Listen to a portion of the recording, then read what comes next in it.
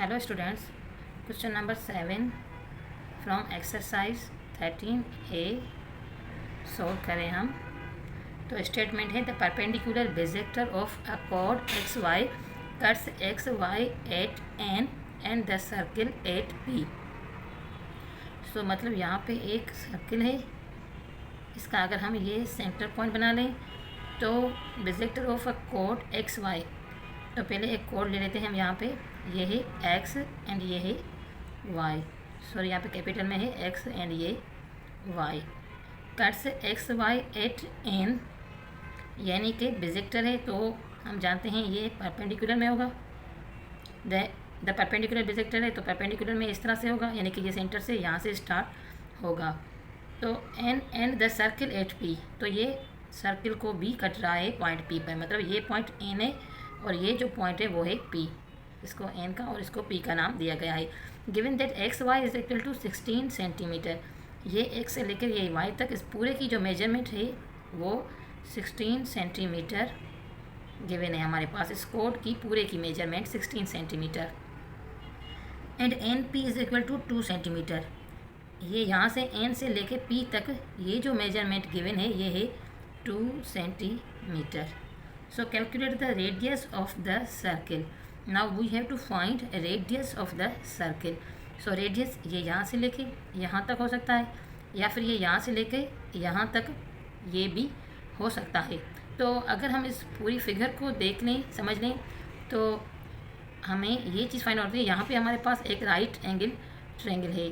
According to Pythagoras theorem we need 2 sides measurement, हमें कम से कम 2 साइड्स की मेजरमेंट होनी चाहिए ताकि हम तीसरी की फाइंड आउट कर सकें। तो यहाँ पे अगर ये एक राइट एंगल ट्रायंगल है तो हाइपोटेनस हमारा ये है और रेडियस भी सर्कल का ये है। अगर हम इसको रेडियस का नाम ले लें तो यहाँ पे हम इसको आर का नाम ले लेते हैं, ठीक है।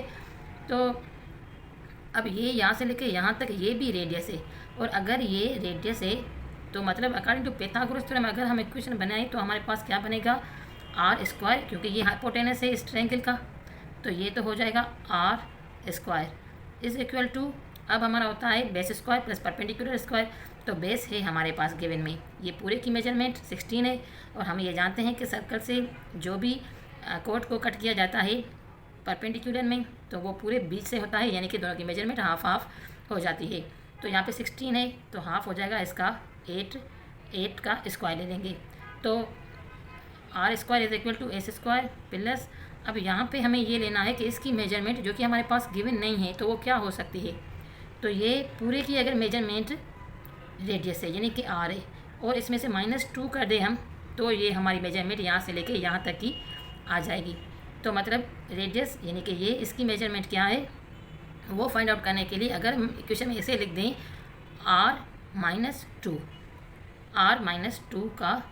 r-2 का स्क्वायर, तो भी हमारी ये हम यहाँ से r फाइंड आउट कर सकते हैं। तो इसको अब सोल्व करके देखते हैं कैसा होता है। R square is equal to 8 का स्क्वायर लेंगे, क्या हो जाएगा 64 plus a plus B whole square के फॉर्मूले के अकॉर्डिंग अगर हम इसको सोल्व करें तो ये हो जाएगा a स्क्वायर यानी कि आर स्क्वायर प्लस 2ab यानी कि 2 as value r and b is value 2, so 2 to the 4 and r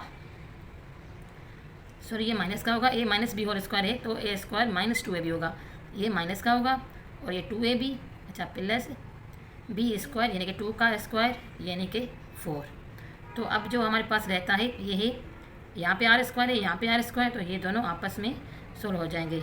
अब जो इक्वेशन हमारे पास रह गई है वो है माइनस का 4r and 64 plus 4, so plus के 68। अब अगर हम माइनस के 4 को इज इक्वल टू के उस साइड लेके जाएं तो ये हमारा आ जाएगा 68 इज इक्वल टू 4r, ये माइनस का है इस साइड जाके ये प्लस का हो जाएगा।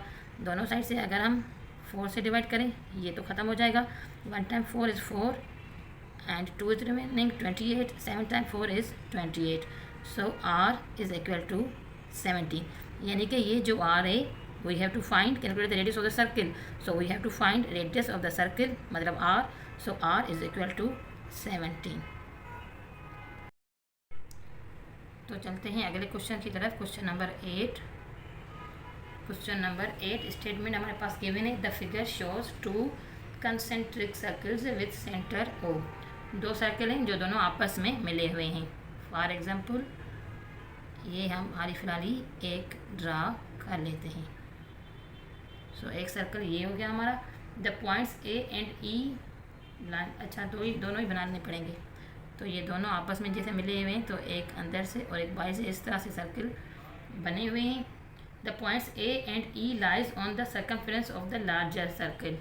सो ये जो बड़ा वाला सर्कल है इसको एक पॉइंट से कनेक्ट किया गया है दोनों साइड से, यानी कि इसके सर्कमफ्रेंस को A and E। Point A का नाम दिया गया है यहाँ पे एंड यहाँ पे E। while the points B and D lies on the circumference of the smallest circle। अच्छा यहाँ पे जो स्मॉल है इसके भी नाम यहाँ से B एंड यहाँ से D दिया गया है। And also this is the centre of circle, और यहाँ से यहाँ तक का जो पॉइंट है इसको C का नाम दिया गया है। So given that ABCD is a straight line. अच्छा ये पूरी स्ट्रेट लाइन है, सही। OB is equal to 9 centimetre. OB यानी कि ये यहाँ से लेके अगर ये इसका सेंटर O है तो O से B तक ये जो मेजरमेंट है ये है 9 centimetre. AB is equal to 6 centimetre. ये A एंड ये B ये 6 centimetre. And BC is equal to 7। So ये B से लेके यहाँ C तक ये 7 मेजरमेंट इसकी गिवन है। And AC is equal to AE। So ये A से लेकर C तक एंड C से लेकर E तक, मतलब ये जो इसकी मेजरमेंट है यहाँ ई तक जितनी ये है उतनी ये, यानी कि ये सी बिल्कुल सेंटर पॉइंट में जब भी ये सेंटर से जुड़ा हुआ है। तो हम जानते हैं कोई भी कोड जिसको सेंटर से कट किया जाए तो उन दोनों की मेजरमेंट वैसे भी आपस में बराबर होती है। So first we have to find the length of AC। First में हमें find the length of OC, sorry length of O and C। तो देखा जाए तो O एंड C ये है ट्रायंगल, ये है एक straight line O and C। पूरा रेडियस नहीं है, O एंड C की मेजरमेंट हमें फाइंड आउट करनी है। अब O से लेके B तक ये जो रेडियस है ये अगर हम इस पूरे ट्रायंगल को ले लें OBC को तो ये हाइपोटेनस बन रहा है इस ट्रायंगल का। तो यहाँ पे हाइपोटेनस हमारे पास गिवन है, यानी कि रेडियस छोटे वाले इनर वाले सर्कल का रेडियस 9 एंड यहाँ से B से लेकर C तक की मेजरमेंट भी हमारे पास गिवन है C।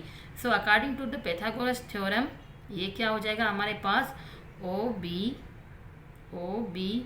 स्क्वायर ये जो है hypotenuse is equal to OC square plus BC square, यानी कि ये जो बेस है एंड ये परपेंडिकुलर है, दोनों के स्क्वायर्स का जो सम है हम जानते हैं वो है हाइपोटेनस। तो OB स्क्वायर यानी कि 9 का square is equal to OC square, O का C से जो कि हमें फाइंड आउट करना है, OC square plus BC square जो कि है 7। सो 7 का स्क्वायर 9 का स्क्वायर हो जाएगा 81, सॉरी ये हो जाएगा 81 एंड यहाँ पे 7 का स्क्वायर 49 जो इस साइड आके माइनस का हो जाएगा 49 is equal to OC square. तो 81 minus 49 is equal to 32 is equal to OC square. दोनों साइड से अगर हम स्क्वायर रूट ले लें ताकि इस स्क्वायर को ख़त्म कर दें तो ये आ जाएगा हमारे पास OC इज इक्वल टू 32 का स्क्वायर रूट 5.66।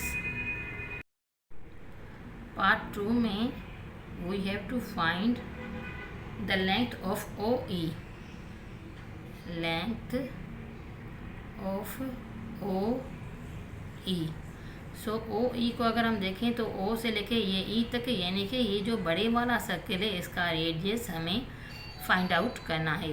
अगर इसका रेडियस हमें फाइंड आउट करना है तो हम ये जानते हैं कि A से लेके C तक की जो मेजरमेंट है A से B तक 6 एंड B से C तक 7 सेंटीमीटर। तो 6 प्लस 7 ये हो जाएगा 13 सेंटीमीटर, यानी कि C से लेकर E तक, क्योंकि हम जानते हैं AC is equal to CE। So अगर ये 13 है तो CE भी 13 सेंटीमीटर होगा। तो ये अगर 13 सेंटीमीटर है इस ट्रायंगल का, अब हम इस ट्रायंगल को ले लें तो इसकी बेस है 13 centimetre and OC we have found now 5.66।